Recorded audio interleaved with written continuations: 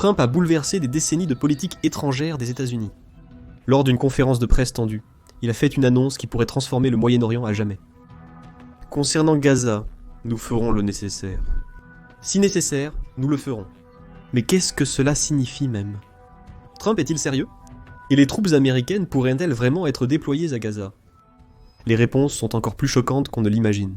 Depuis des décennies, les États-Unis jouent le rôle de médiateur dans le conflit israélo-palestinien, et le 5 février, Trump a participé à des discussions avec le Premier ministre israélien Benjamin Netanyahou. Mais la dernière déclaration de Trump remet en cause toute cette approche. Les États-Unis, bien que soutenant fermement Israël, ont historiquement cherché à promouvoir une solution diplomatique conciliant les revendications des deux parties, selon le Conseil des relations étrangères. Plusieurs administrations américaines précédentes ont proposé des plans pour une paix durable entre les deux rivaux, laissant entendre que les États-Unis soutenaient une solution à deux États. Mais Donald Trump a simplement balayé cette approche de plusieurs décennies. Alors, que a-t-il exactement dit ? Les États-Unis prendront le contrôle de la bande de Gaza, et nous y travaillerons également. Nous en serons les propriétaires, a déclaré Trump à la Maison-Blanche, suite à sa discussion avec Netanyahou. L'objectif est de transformer la région en Riviera du Moyen-Orient, Trump semblant croire qu'il peut transformer la bande de Gaza en une sorte de station balnéaire qui fournirait, je cite, un nombre illimité d'emplois et de logements pour les habitants de la région. Bien sûr, prendre le contrôle inclurait l'envoi de troupes américaines. Le personnel sur place devra déblayer les bâtiments détruits et désamorcer les bombes non explosées dangereuses et autres armes. Trump a affirmé que les États-Unis prendraient possession à long terme du territoire, l'idée étant d'envoyer les Palestiniens vivant actuellement dans la bande de Gaza vers d'autres pays tandis que les États-Unis transforment la région. Trump imagine que des gens du monde entier viendront y vivre une fois la transformation achevée. Selon le président américain, les gens du monde entier deviendraient les résidents de la Strip, y compris les Palestiniens s'ils souhaitaient toujours vivre à Gaza. C'est un plan des plus audacieux, pour ne pas dire plus. C'est aussi un plan qui ignore complètement les décennies de conflits religieux et territoriaux profondément enracinés qui ont défini Israël et la Palestine. La réaction rapide a montré que réaliser ce plan ne sera pas facile, malgré l'affirmation de Trump que tout le monde adore l'idée. Néanmoins, Netanyahou ne l'a pas totalement écarté. Interrogé sur les propos de Trump, il a prudemment fait remarquer que les États-Unis, le président voit un avenir différent pour Gaza, sans préciser si cette vision correspond à la sienne. Néanmoins, il a suggéré son soutien, ajoutant que cela pourrait changer l'histoire. Mais il y a une autre dimension à cette histoire, une qui est très personnelle pour Netanyahou. Il ne s'agit pas seulement de Gaza, mais aussi de sa propre liberté. En novembre 2024, la Cour pénale internationale, ou Cour pénale internationale, a émis un mandat d'arrêt contre le Premier ministre d'Israël, alléguant des motifs raisonnables que Netanyahou, ainsi que l'ancien ministre de la Défense Yoav Gallant, et le leader du Hamas Mohammad Daif, portent une responsabilité pénale pour des crimes de guerre pendant le conflit Israël-Hamas. Netanyahou a rejeté ces accusations de la Cour pénale internationale qu'il qualifie d'antisémites, mais le facteur clé reste les États-Unis. Ne reconnaissent pas la Cour pénale internationale, ce qui signifie qu'ils n'ont aucune obligation légale de l'arrêter. Pour Netanyahou, s'aligner avec Trump serait moins un soutien à une Gaza contrôlée par les États-Unis d'Amérique, et plus une garantie que l'Amérique reste son bouclier contre les poursuites internationales. Mais d'autres dirigeants mondiaux ne se sont pas retenus. L'Arabie Saoudite a condamné les propos de Trump, réaffirmant son soutien résolu pour un État palestinien indépendant. Le Royaume a clairement indiqué que le plan de Trump n'est pas la paix, c'est l'occupation. Plusieurs des pays que Trump a suggérés comme destination pour les Palestiniens déplacés ont carrément rejeté son plan. Il a proposé que l'Égypte et la Jordanie accueillent les Palestiniens pendant que les États-Unis travaillent à Gaza, mais les deux nations ont rapidement refusé, indiquant clairement qu'elles ne feront pas partie de sa vision. Les Émirats arabes unis et le Qatar ont critiqué le plan de Trump pour Gaza, avertissant qu'il menacerait la stabilité régionale, risquerait d'aggraver le conflit et réduirait les perspectives de paix et de coexistence des habitants. Et bien sûr, les États-Unis devraient toujours faire face au Hamas, qui a dénoncé l'idée en affirmant qu'elle était une recette pour créer le chaos et la tension dans la région. Dans une déclaration publiée à la suite des commentaires de Trump, le groupe terroriste a simplement déclaré « Notre peuple dans la bande de Gaza ne permettra pas que ces plans passent. En d'autres termes, si Trump envoie des États-Unis, troupes à Gaza, elles devraient être prêtes à combattre le Hamas pour chaque parcelle de territoire que les États-Unis essaient de revendiquer. » Trump est également confronté à des critiques dans son pays. Le sénateur Chris Murphy du Connecticut a vivement critiqué Trump sur Dix, affirmant qu'il a totalement perdu la tête, et soulignant que les États-Unis ne prendront pas le contrôle de Gaza.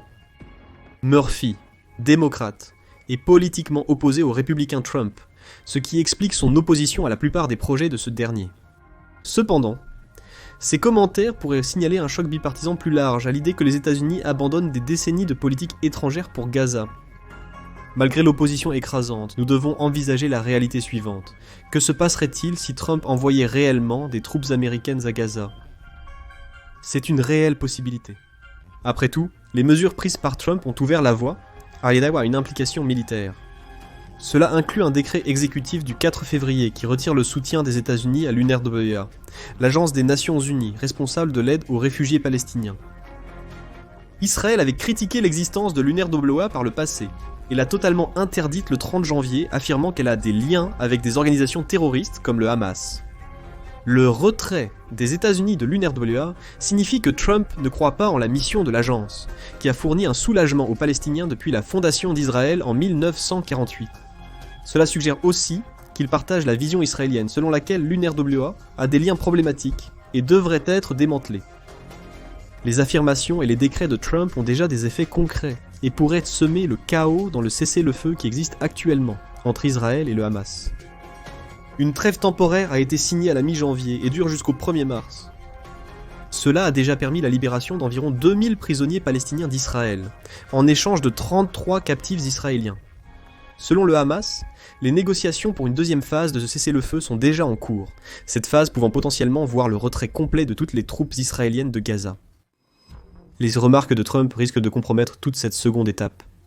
Israël n'a aucune raison de cesser sa guerre contre le Hamas, s'il croit qu'un de ses grands alliés géopolitiques pourrait s'installer dans la bande de Gaza. Ainsi, on pourrait soutenir que Trump prépare méthodiquement le terrain pour un États-Unis. Invasion de Gaza.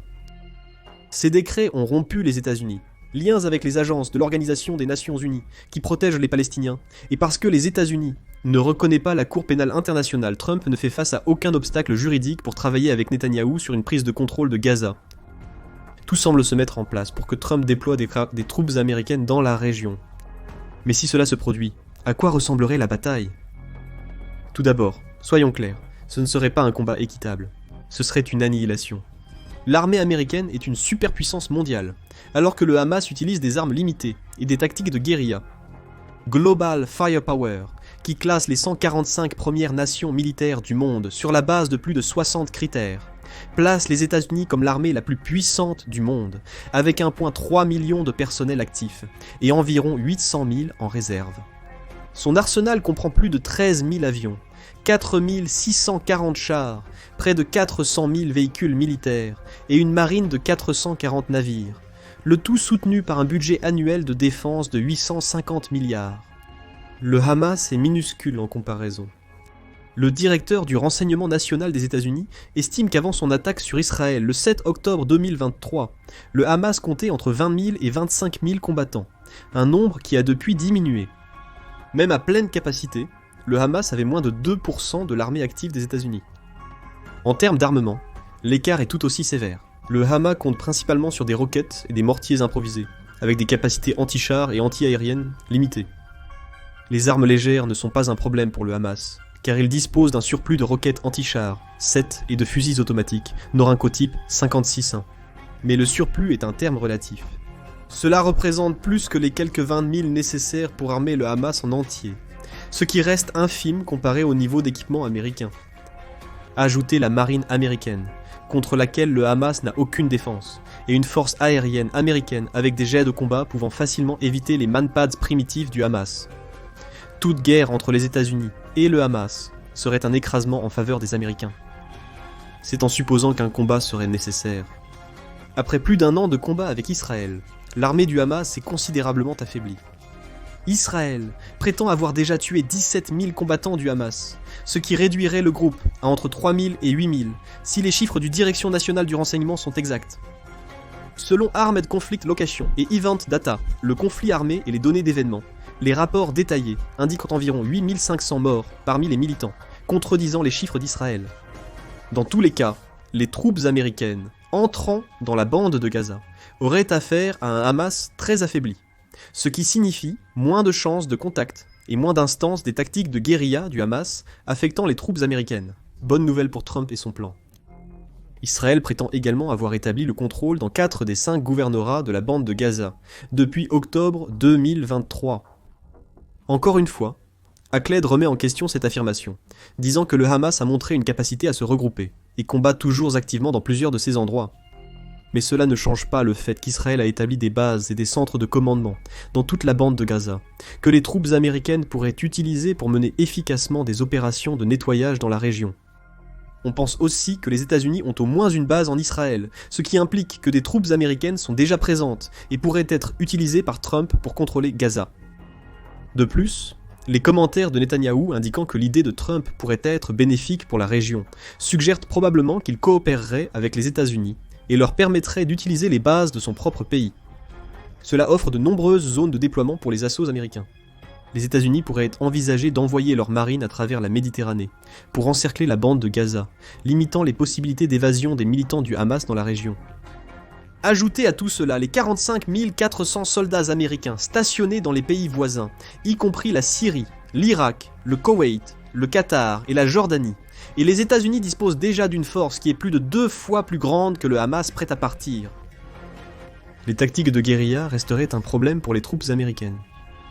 C'est la forme dominante de guerre du Hamas depuis mai 2024, selon Akled, probablement en réponse à la puissance des forces terrestres israéliennes, trop puissantes pour combattre directement. Le Hamas tenterait d'utiliser des explosifs et des attaques asymétriques pour affaiblir les forces américaines, mais cette stratégie a peu de chances de succès. La guérilla a été efficace contre les États-Unis par le passé, comme au Vietnam et en Afghanistan. Cependant, la bande de Gaza ne fait que 140 miles carrés. C'est minuscule comparé aux territoires américains, a fait face à la guérilla par le passé, ce qui l'a aidé à mieux gérer les menaces futures. Si Trump réussit à convaincre d'autres pays d'accueillir les réfugiés palestiniens, ne voulant pas combattre, ce qui semble improbable vu les réponses des pays suggérés jusqu'ici, les États-Unis, pourrait éviter de déployer beaucoup de troupes au sol à Gaza.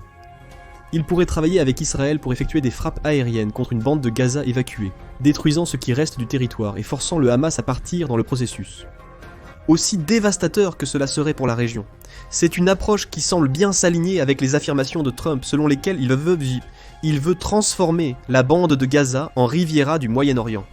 Il pourrait utiliser l'armée américaine pour détruire Gaza, préparant le terrain pour la reconstruction par l'Amérique. Cela nous amène à la question ultime. Pourquoi Trump veut-il Gaza ? S'agit-il d'un enjeu de sécurité ou de quelque chose de beaucoup plus vaste ?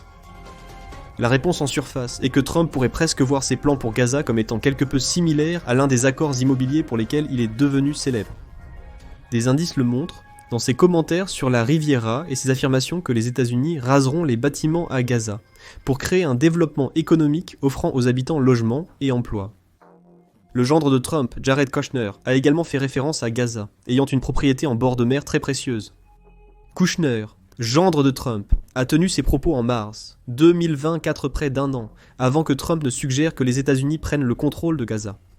Il a suggéré qu'Israël devrait déplacer les civils de la région, en les envoyant dans des camps, dans le désert du Negev, permettant ainsi de nettoyer la bande pour le développement immobilier. Kushner s'est révélé son plan pour résoudre le conflit israélo-palestinien, en déclarant qu'il bulldozerait simplement quelque chose dans le Negev. J'essaierai de faire déménager les gens là-bas. Je crois que c'est mieux ainsi, vous pouvez donc y aller et finir le travail. Israël n'a pas fait cela. Le désert du Negev est au sud d'Israël, et il est improbable que Netanyahou approuve un développement qui pourrait permettre au Hamas de s'infiltrer dans le pays. Mais peut-être que Trump a pris à cœur les commentaires de Kushner et a simplement ajusté le plan en ce qu'il a présenté le 5 février. Cependant, le président américain n'a probablement pas l'immobilier en tête. Il y a quelque chose d'autre de très précieux qu'une prise de contrôle militaire de Gaza fournirait aux États-Unis. Un ancrage encore plus fort au Moyen-Orient. Pensez un instant au plan de Trump. Il implique le déplacement d'environ 2 millions de personnes de Gaza, peut-être de force, pour dégager le territoire. Les soldats américains combattraient et élimineraient vraisemblablement les derniers combattants du Hamas. Une fois le contrôle pris, l'Amérique pourrait construire des bases militaires, et éventuellement une base navale, lui permettant de contrôler une partie de la mer Méditerranée. Ce point d'entrée dans la Méditerranée permettrait également aux États-Unis de stationner des navires et des soldats près du Liban et de la Syrie, ce dernier abritant des militants du Hezbollah que les États-Unis aimeraient contenir. Une base à Gaza compléterait également les 45 400 troupes stationnées dans les pays entourant Israël que nous avons mentionnés plus tôt. Le problème, si cela fait partie du plan de Trump, est la forte opposition des nations qu'il a tenté d'impliquer dans son projet. L'Arabie Saoudite a déjà dit qu'elle ne soutient pas le plan de Trump. La Jordanie et l'Égypte ont refusé d'accueillir des Palestiniens déplacés. Vous pensez sûrement que l'Iran aurait son mot à dire sur l'intervention américaine à Gaza. En effet, les combattants du Hamas ont été armés et entraînés par l'Iran, certains affirmant même que le Hamas est un mandataire iranien pour influencer un territoire proche d'Israël. Si les États-Unis prenaient le contrôle de Gaza, cela ruinerait leur influence et risquerait un conflit avec l'Iran, plongeant le Moyen-Orient dans le chaos. Le plan de Trump est donc imparfait, mais c'est peut-être voulu. Après tout, il se pourrait que tous ces commentaires ne soient qu'un autre bluff du président américain. Le Conseil de l'Atlantique estime que c'est une éventualité.